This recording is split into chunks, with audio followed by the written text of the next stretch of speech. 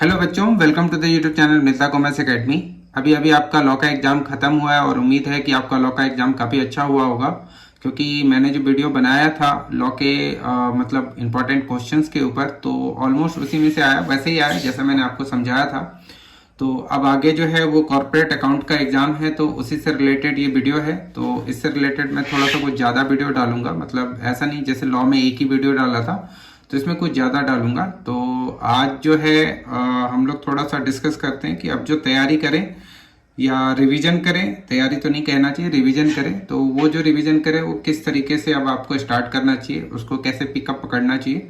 तो आइए चले शुरू करते हैं। अभी जो टॉपिक है वो है हम लोगों का कॉर्पोरेट अकाउंटिंग। ये जो वीडियो है ना, ये प्रैक्टिकल क्वेश्चंस के ऊपर है। थ्योरेटिकल क्वेश्चंस के ऊपर मैंने ऑलरेडी वीडियो डाला हुआ है, तो ये जो है प्रैक्टिकल क्वेश्चंस के ऊपर वीडियो है। अगर थ्योरेटिकल क्वेश्चंस के ऊपर चाहिए कि कौन कौन से ऐसे थ्योरेटिकल क्वेश्चंस हैं जो कॉर्पोरेट अकाउंटिंग के लिए इंपॉर्टेंट हैं, तो वो आपको ऑलरेडी अपलोड हो चुका है, उसको आप जाकर देख सकते हैं।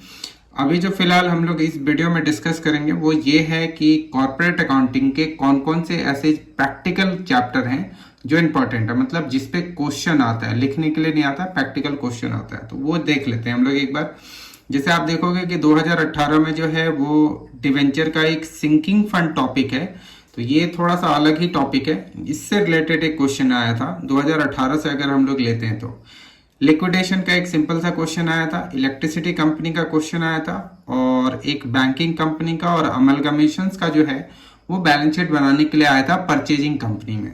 यहाँ पर ये ध्यान रखिएगा कि ये जो बैंकिंग कंपनी का जो क्वेश्चन है, ये एक ही जैसा क्वेश्चन वो आपको ना बहुत बार पूछ चुके हैं, तो ये बैंकिंग कंपनी को आपको जरूर रिवीजन करना होगा। मैं इसके ऊपर भी एक अलग से आपको वीडियो कल या परसों तक मैं अपलोड करके दे दूंगा। मतलब इसमें कुल 4 ही तरह के क्वेश्चन आते हैं जो लगभग हर साल वो पूछते हैं, अभी आप देखेंगे आगे। तो इसके बाद अगर हम लोग बात करें कि 2019 में बात करते हैं कि देखिए 2019 में कैसा क्वेश्चन पेपर आया था, तो 2019 में for feature and re issue of shares internal reconstruction का एक क्वेश्चन आया था। उसके बाद प्री एंड पोस्ट इनकॉर्पोरेशन, तो ये जो है ये हो गया एक, और एक ये हो गया प्री एंड पोस्ट इनकॉर्पोरेट, जिसपे भी मैं सर्कल लगा रहा हूँ। ये बहुत ज़्यादा इंपॉर्टेंट रहता ही है, हर साल एग्जाम में रहता है। इसके बाद जैसे होल्डिंग कंपनी का क्वेश्चन आया था, और फिर बैंकिंग कंपनी का वैसे ही क्वेश्चन आया था जैसे 2018 में आया था, तो मैंने इस पे ऑलरेडी आपका ये सर्कल मार्क कर दिया है। फिर अगर आगे देखें जैसे 2020 में कैसे क्वेश्चन आए थे, तो 2020 में आप देखेंगे कि इशू ऑफ डिबेंचर का क्वेश्चन आया था विद टर्म्स ऑफ रिडम्पशन। ये एक ही बार आया है, इसके अलावा फिर कभी आया नहीं है ये, तो इसीलिए ये मेरे को लगता है कि इस बार बहुत ज़्यादा इंपॉर्टेंट भी रहेगा। तो ये आप ध्यान रखिएगा, एक छोटा सा टॉपिक है और आसान भी है। अगर क्वेश्चन आता है तो आप बड़ी आसानी से इसको बना भी लेंगे। फॉरफीचर एंड री इशू देखिए फिर से आ गया, फॉरफीचर एंड री इशू भी आया था। लिक्विडेशन का एक कॉमन सा क्वेश्चन रहता ही है। इलेक्ट्रिसिटी कंपनी और इंश्योरेंस कंपनी का क्वेश्चन 2020 में ऐसे आया था। 2021 में अगर आप देखेंगे तो फिर से फॉरफीचर एंड री इशू आया।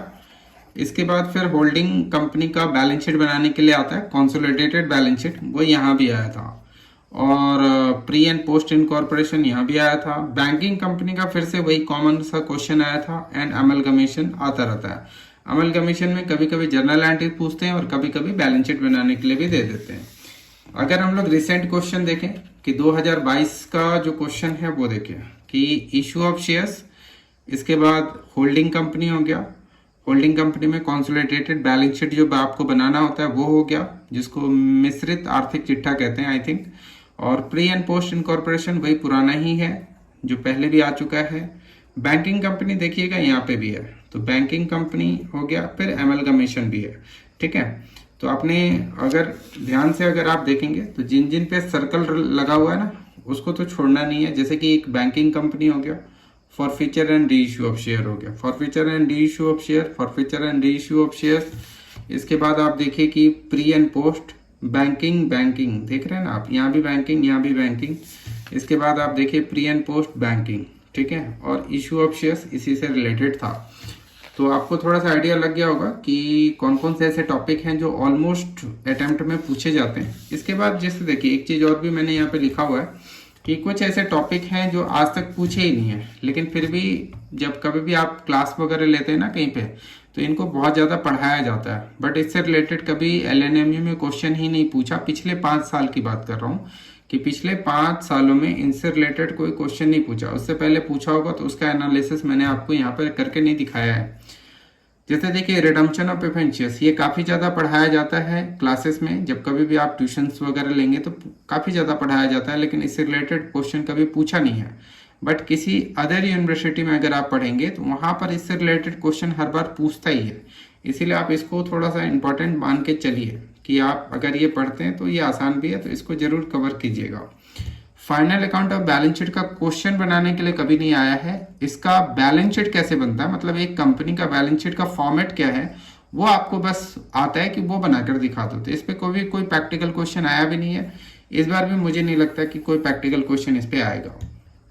बोनस शेयर्स हो गया, राइट शेयर्स हो गया, बायबैक ऑफ शेयर्स हो गया, इस पे कभी भी प्रैक्टिकल क्वेश्चन नहीं आता, इस पे ओनली थ्योरी ही आता है, वो भी शॉर्ट नोट्स आएगा ज़्यादा से ज़्यादा।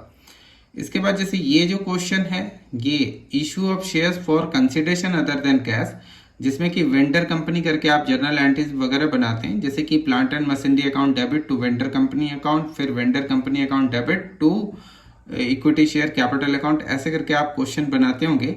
मतलब जहां पर हम शेयर को जारी करते हैं पैसों के लिए नहीं, बल्कि मशीन खरीदने के लिए या फिर बिजनेस को खरीदने के लिए, तो ये भी कभी पूछा नहीं है, लेकिन अदर यूनिवर्सिटी के एग्जाम में ये अक्सर पूछते हैं, तो इसको भी आप जरूर कवर करके जाइएगा। एक है डिस्पोजल ऑफ प्रॉफिट, तो डिस्पोजल ऑफ प्रॉफिट में जैसे जनरल जो रिजर्व एंड सरप्लस होता है उसका हम लोगों को एक नोट्स बना के दिखाना होता है। ये पहले पूछते थे, लेकिन 2018 के बाद से जब से सिलेबस चेंज हुआ तब से ये पूछा नहीं है आपको, तो ये मैं इसको भी थोड़ा सा अभी इम्पोर्टेंट नहीं मान के चल रहा हूँ। तो ये हो गया। तो अगर आप कहेंगे कि सर करें क्या, कहाँ से स्टार्ट करें, नहीं स्टार्ट करें, आज तो हम लोग लॉ का एग्जाम देकर आए हैं, आज थोड़ा सा रेस्ट करते हैं, लेकिन कुछ कुछ स्टार्ट करते हैं। तो देखिए आप जो पहला स्टार्ट कीजिए वो ये है कि ये forfeiture and re issue of shares, इसको जरूर स्टार्ट कीजिए, इसी को आप पहले खत्म कर लीजिए। Forfeiture and re issue of shares में एक चीज और भी ध्यान रखिएगा, जैसे इशू ऑफ शेयर्स जो 2022 में पूछा था, जैसा क्वेश्चन पूछा था वैसा टाइप का क्वेश्चन भी जरूर कीजिए, क्योंकि 2022 का हो सकता है कि 2023 में सेम क्वेश्चन पूछ दे। तो पहला तो आप ये कीजिए कि इशू ऑफ शेयर्स और forfeiture and re issue of shares का जो क्वेश्चन है, जितने भी पिछले 5 सालों के एग्जाम में आए हुए उनको आप जरूर कवर कर लीजिए। और इस पे वीडियो भी मैंने बनाया हुआ है GCA चैनल पे, अगर आपको लिंक ना मिले तो मुझसे टेलीग्राम पे या कमेंट करके पूछ लीजिएगा, तो ये जरूर आप कवर कीजिए। तो पहला टारगेट तो आपका यही हो गया। ये अगर आपसे हो जाता है तो फिर आप प्री एंड पोस्ट इनकॉर्पोरेशंस के क्वेश्चंस को कीजिए। तो ये 2 टॉपिक अगर आप कवर कर लेते हैं तो बाद बाकी तो थ्योरी भी आप कवर कर सकते हैं, क्योंकि एक तो ट्रू फॉल्स रहेगा ही रहेगा, तो ट्रू एंड फॉल्स एक आपको करना ही है। और एक तो मैं ये कह रहा हूँ कि इशू ऑफ शेयर्स का ये वाला क्वेश्चन जो है ये आप कर लीजिए, तो एक ये हो गया, एक इशू ऑफ शेयर्स हो गया, और एक तीसरा प्री इनकॉर्पोरेशन का जो क्वेश्चन है उसको आप जरूर कीजिए। ये प्री एंड पोस्ट इनकॉर्पोरेशन, ये मैं थोड़ा सा आपको बता देता हूँ। जैसे प्री का मतलब क्या होता है, पोस्ट का मतलब क्या होता है। प्री मतलब पहले, पोस्ट मतलब बाद में होता है। जैसे कभी कभी ऐसा होता है कि कोई एक बिजनेस है, जिस बिजनेस को मान लीजिए कि 1 जनवरी है, तो 1 जनवरी को बिजनेस को ही खरीद लिया आप। मान लीजिए कुछ लोगों ने मिलकर एक बिजनेस को खरीद लिया। वो बिजनेस हो सकता है कि सोल प्रोप्राइटरशिप मतलब एकाकी व्यापार हो या साझेदारी व्यापार हो, तो इसको खरीद लिया। अब इसको ये कंपनी में कन्वर्ट करना चाहते हैं, तो खरीदा गया है यहाँ पर, लेकिन इसे कंपनी में कन्वर्ट करने में कुछ समय लग गया, मान लीजिए कि 3 महीने लग गए। तो अब ये 1 अप्रैल आ गया, ऐसे लेते हैं कि ये 1 अप्रैल को जाकर ये कंपनी में कन्वर्ट हुई। कहने का मतलब किसी भी बिजनेस को कंपनी में कन्वर्ट करने के लिए कुछ समय तो लगता ही है ना, जैसे कि आर्टिकल ऑफ एसोसिएशन बनाना पड़ता है, मेमोरेंडम बनाना पड़ता है।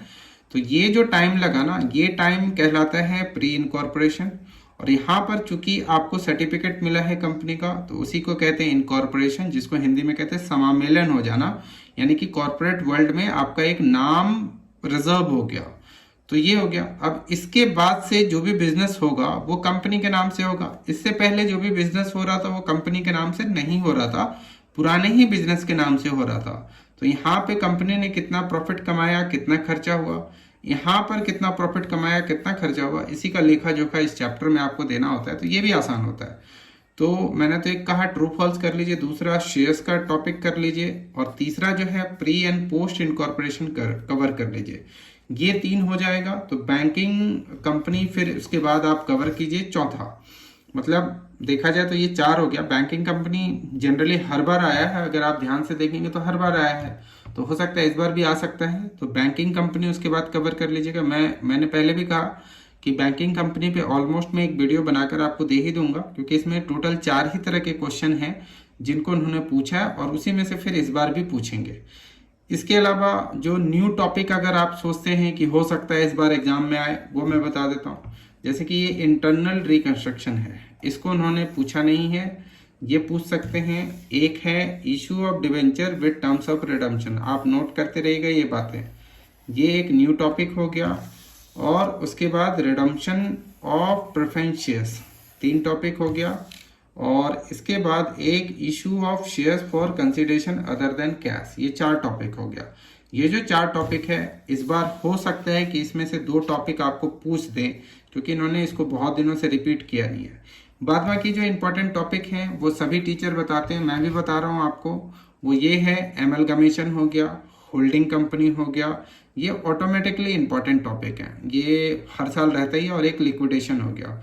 मतलब 3 टॉपिक आप देख लीजिए कि एक लिक्विडेशन, एमलगमेशन और एक होल्डिंग कंपनी। ये आप किसी से भी पूछेंगे तो आपको कहेगा क्या कि ये बहुत ज़्यादा इंपॉर्टेंट चैप्टर है। सचमुच में है इंपॉर्टेंट चैप्टर, लेकिन ये थोड़ा सा भारी भी है और इसमें गलती होने के चांसेस बहुत ज़्यादा भी हैं। तो मैं हमेशा ऐसा टॉपिक कवर करना चाहता हूँ जिसमें गलती होने के चांसेस कम हो। तो पहले तो आप ये कवर अप कीजिए कि शेयर्स का topic, forfeiture and re issue का टॉपिक जो है वो कवर अप कीजिए। और इसके बाद जो है प्री एंड पोस्ट इनकॉर्पोरेशन को कवर अप कीजिए, ये 3 को कवर अप कीजिए। फिर उसके बाद आपका जैसे एक दिन बीत जाएगा, कल पूरा दिन आपका हो सकता है इसमें लग जाए, तो फिर आप बैंकिंग कंपनी का जो क्वेश्चन है उसको कवर अप कर लीजिएगा। उसके बाद टाइम बचेगा तो होल्डिंग, इसके बाद फिर लिक्विडेशंस और अदर जैसे एमलगमेशन है, इनको आप कवर अप कीजिएगा। तो आज की मैं फिर कल भी वीडियो डालूंगा, कल भी वीडियो में अपलोड करूंगा, आपको बताऊंगा थोड़ा सा कि और क्या कवर अप करना है और क्या चीज़ पढ़ना चाहिए नहीं पढ़ना चाहिए। तो आज जो है, आज आप मेरे हिसाब से जो है इशू ऑफ शेयर्स को पूरा कंप्लीट कर लीजिए। इशू ऑफ शेयर्स में ही issue of shares for consideration other than cash आता है, इसको भी कवर अप कीजिए। और इशू ऑफ शेयर्स में ही ये forfeiture and re issue of shares जो हैं, जो बार बार पूछे हुए हैं, वो भी आते हैं। तो मतलब एक ही चैप्टर से ये आपका सारा कवर अप हो जाएगा, ये होता है।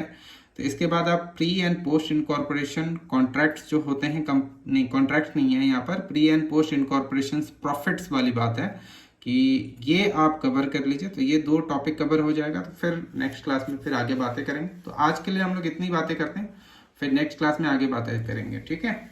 तो आज आप इतना कवर अप कीजिए, फिर आगे करेंगे बातें। तो आज के लिए इतनी। Thanks for watching the video, we will continue in next class. Thank you so much, good bye.